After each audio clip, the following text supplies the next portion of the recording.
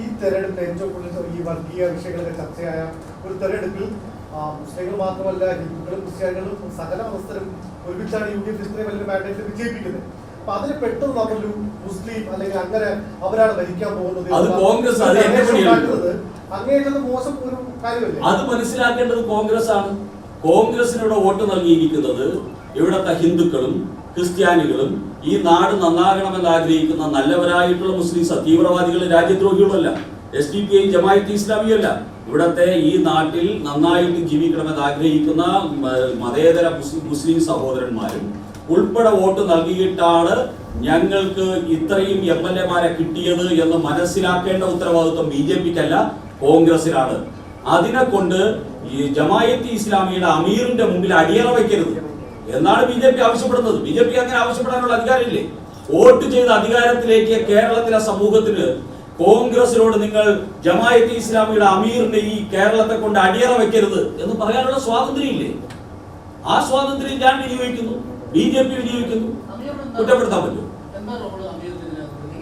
അത് നിങ്ങൾ ഗവേഷണാത്മക പത്രപ്രവർത്തനത്തിന്റെ ഭാഗമായിട്ട് ഒന്ന് ചിന്തിച്ചാൽ കണ്ടുപിടിക്കാവുന്നത്. ആഗോള ജമാഅത്ത് ഇസ്ലാമിയുടെ അജണ്ടയെ അന്വേഷിച്ച്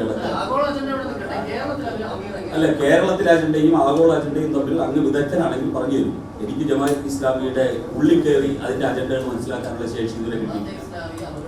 ഓക്കെ, ജമാഅത്ത് ഇസ്ലാമിയെ നിങ്ങൾ അംഗീകരിക്കും. ജമാഅത്ത് ഇസ്ലാമിയെയും താലിബാനെയും ആഗോള ഭീകരതയും താങ്കൾക്ക് പിന്തുണയ്ക്കാനുള്ള സ്വാതന്ത്ര്യം ഉള്ളതുകൊണ്ടാണല്ലോ ഇതൊരു ജനാധിപത്യ രാജ്യം എന്ന് പറയുന്നത്. അല്ല, നിങ്ങൾ അതിനെ ന്യായീകരിച്ചോളൂ. നിങ്ങൾ ന്യായീകരിക്കുന്നതിനെല്ലാം ഉത്തരം പറയാൻ എന്നെ കിട്ടില്ല.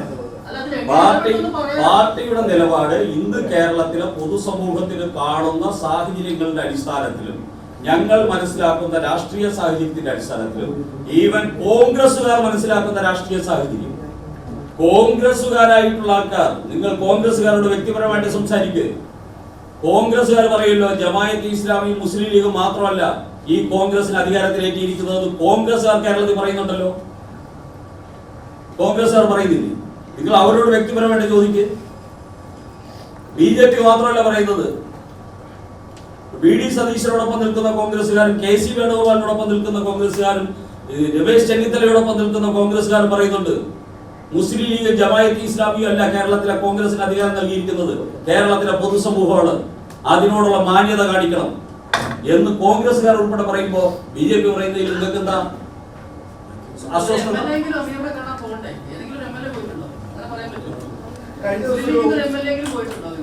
കോൺഗ്രസിന്റെ ഒരു യുവ MLA പറഞ്ഞതിന് അദ്ദേഹം അനുഭവിക്കുന്നത് കണ്ടല്ലോ.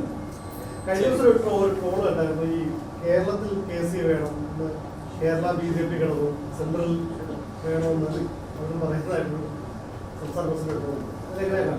ട്രോളിനെ നിങ്ങൾ എന്താ പ്രതികരിക്കണം? രാഷ്ട്രീയ പ്രതികരണം വേണോ? ട്രോളായിട്ട് കണ്ടത് ഈ നമ്മുടെ BJPയുടെ പാർലമെന്ററി പാർട്ടി നേതാവായിരുന്നു.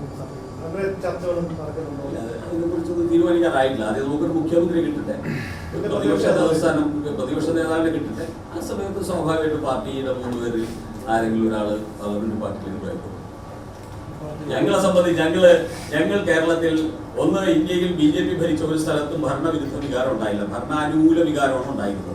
Point number 1.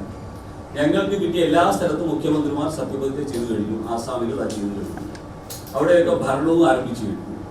ഞങ്ങൾക്ക് അധികാരം തന്നു കഴിഞ്ഞാൽ എങ്ങനെയാണ് ഞങ്ങൾ മുന്നോട്ട് പോകുക എന്ന് കോൺഗ്രസ് എന്ന് പറഞ്ഞ് അസ്തമിക്കാൻ പോകുന്ന അധപതിച്ച ഒരു കോൺഗ്രസിന് അധികാരം കൊടുത്താൽ അവരെങ്ങനെയാണ് കൊണ്ടുപോകുന്നത് എന്നത് ഇന്ന് രാജ്യത്തിന് ബോധ്യമായിക്കൊണ്ടിരിക്കുന്ന ദിവസങ്ങളാണ് ഈ കഴിഞ്ഞ 8-9 ദിവസങ്ങൾ.